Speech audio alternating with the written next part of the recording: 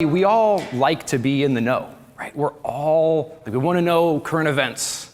We want to know what's going on. We want to know the truth as people. Like, that's just the way we're wired.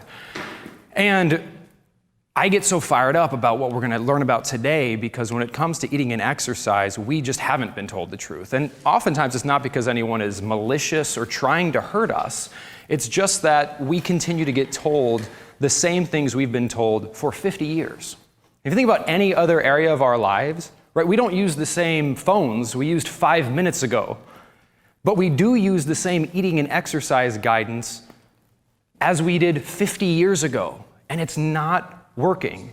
And the good news is there's been so much radical progress that if we can just educate ourselves in the modern science of eating and exercise, you'll see how simple can become and how healthy is the default state, not something you need to struggle and work for constantly. So very exciting and what's more important than just like feeling great and being able to do whatever we were all put here to do to the best of our abilities, right? And none of us were put here to count calories. I can guarantee you that, right? No matter what your belief system, you were not put here to do math when you sit at the kitchen table. And you were not put here to spend your life on a human hamster wheel. Health is to enable you to do other things, to help others, to make the world a better place.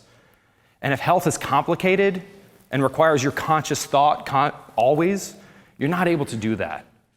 And we're going to free you. We're going to free you from all of this complexity and all of these myths by breaking down the science and giving you the tools you'll need to be healthy and slim forever, not just for the next 21 days or 7 days.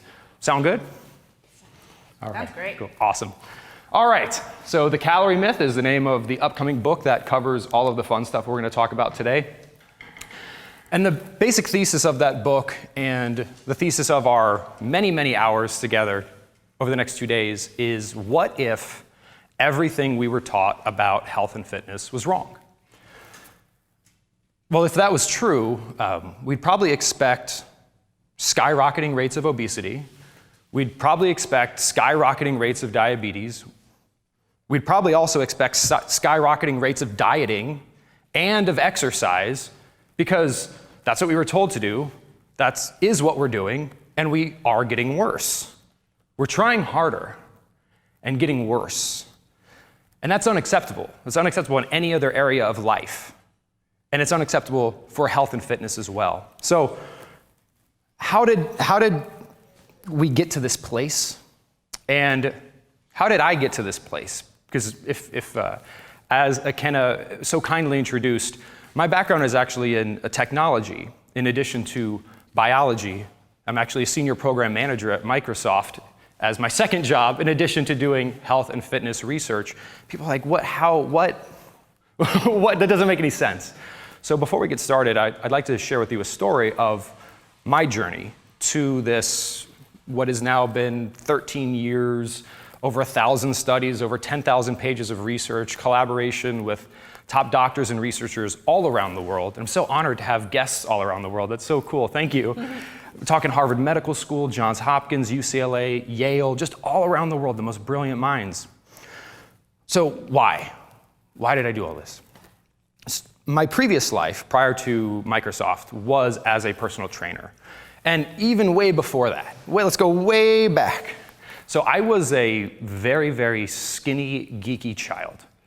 So I had the opposite problem most people have. I was too thin. I was one of those naturally thin people. And I was raised in a house with two professor parents.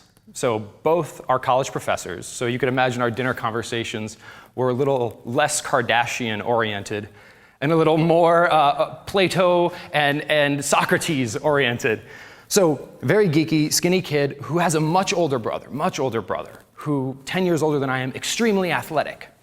So, I want to be like my older brother. I also really liked Superman. So I wanted to be like Superman. And I'm geeky intrinsically, like that's just the way I am. So I wanted to be like my older brother, geeky household, very academic parents. So what did I do? I did the same thing everyone else does. I studied popular literature, read muscle magazines, read anything I could find at a library, went so far actually to become a personal trainer. The way I paid my way through college was working at Valley Total Fitness in Columbus, Ohio, as a trainer. Also did independent training.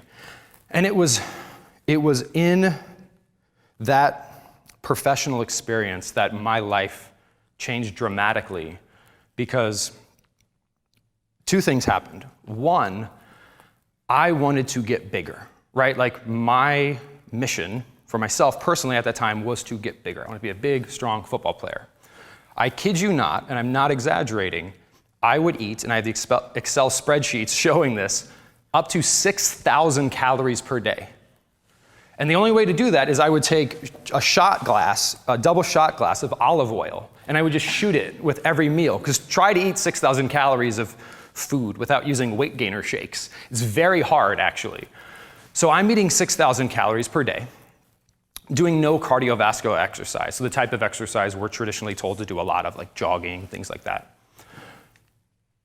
But as a trainer, that's not at all what my clients were doing. My clients were doing the exact opposite. So most often, I would say 80% plus, they were female, but not always. Over the age of 35, often having families, so very time constrained. They wanted to get smaller, while I wanted to get bigger. So I told them to do what everyone else tells everyone else to do, because it's what we've been taught. It's what all the experts in the field have been taught. And it's what was thought of as truth 50 years ago, but has been since disproven, but that hasn't been shared with us yet.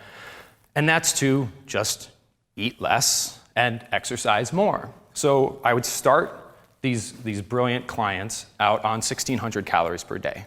That wouldn't work, so we dropped into 1,400. They would feel worse and feel tired, but they weren't losing weight. So we dropped them to 1,200, and then they felt even worse and even more tired. So they said, you know what, you just need to exercise more.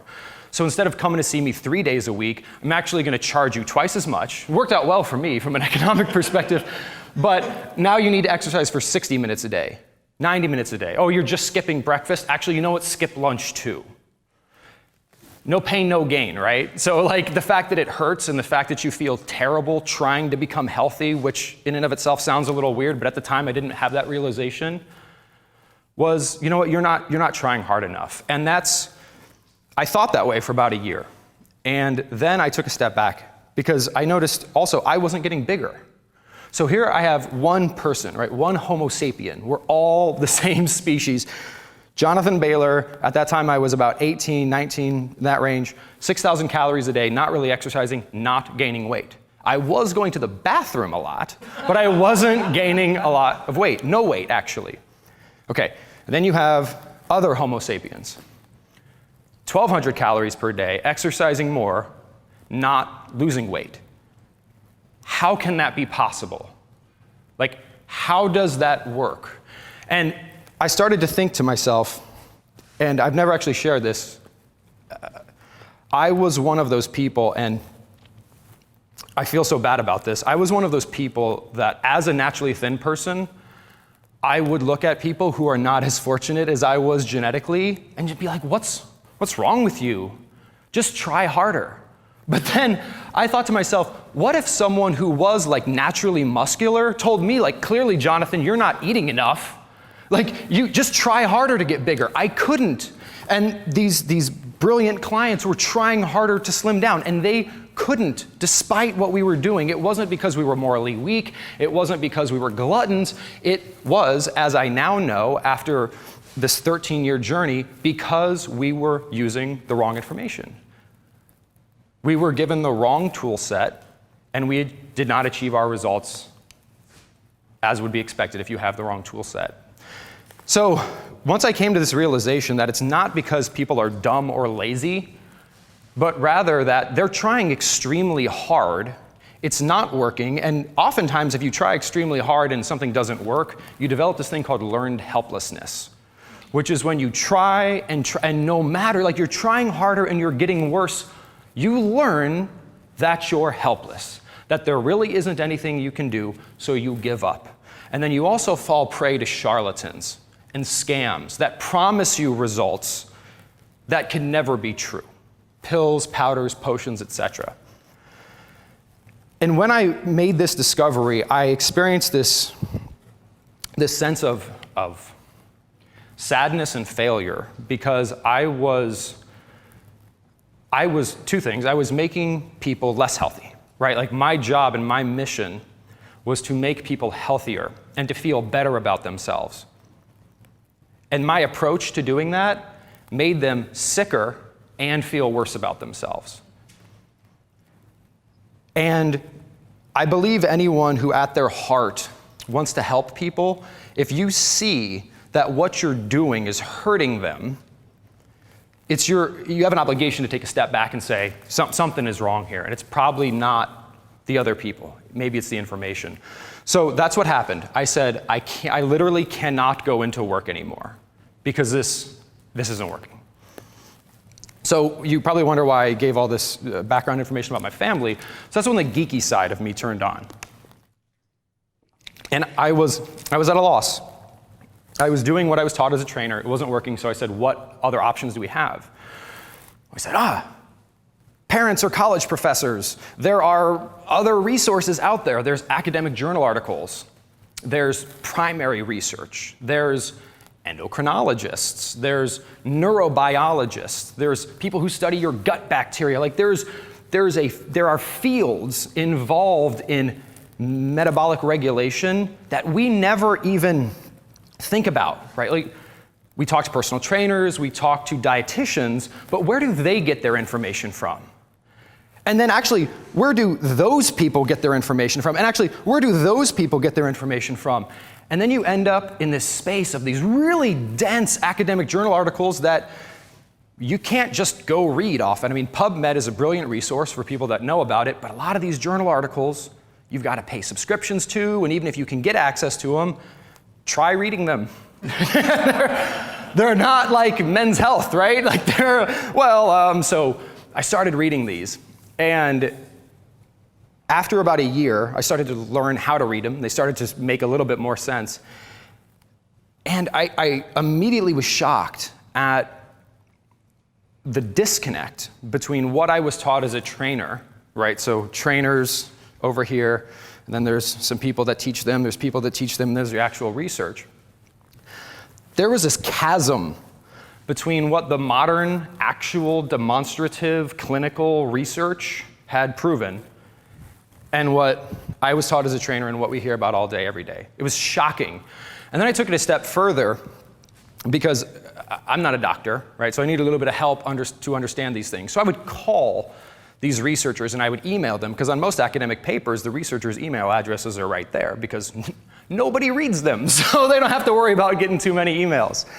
And interestingly enough, if you call someone whose job is to do research and you tell them, hey, brilliant person, you're brilliant. Will you share your brilliance with me? I want to share it with the world. They're often very accommodating. So I ended up spending, at this point, upwards of almost 15 years. So like from the age of 18, 19, I'm in my early 30s now, so over 10 years, just stepping back from what I was taught and saying, what is proven? Not what I was taught, what has been proven by the primary scientific research, no one's opinions. In fact, we joke around often in the support group that biology isn't a matter of opinion. It's a matter of fact, right? Just like you can study what happens when you ingest penicillin, and it's pretty predictable, you can study what happens when you say ingest eggs, and it's pretty predictable. So 15 years later, about 1,300 studies, we ended up at this crazy conclusion that to heal your metabolism, to take those clients who couldn't lose weight no matter how little they ate, and this person who couldn't gain weight no matter how much he ate, what is the actual differences, like in the brain chemistry between these two people, or in the hormonal balance between these two people, or even in the gut bacteria between these two people? What is going on? Like this person, the answer clearly isn't just eat less, exercise more. This person, the answer is clearly not just eat more, exercise less. So what is the answer? How can these people make their bodies work more like these people? I'm gonna get a hell of a workout during this session. And what we found was surprising, like really surprising. But actually, when you think about it, it's actually not surprising at all. Here's what I mean. So the title of the course was Eat More, Exercise Less, right? And that's the subtitle of the book, The Calorie Myth, How to Eat More, Exercise Less, Lose Weight, and Live Better, which seems really counterintuitive, except that we've been doing eat less, exercise more, while getting worse.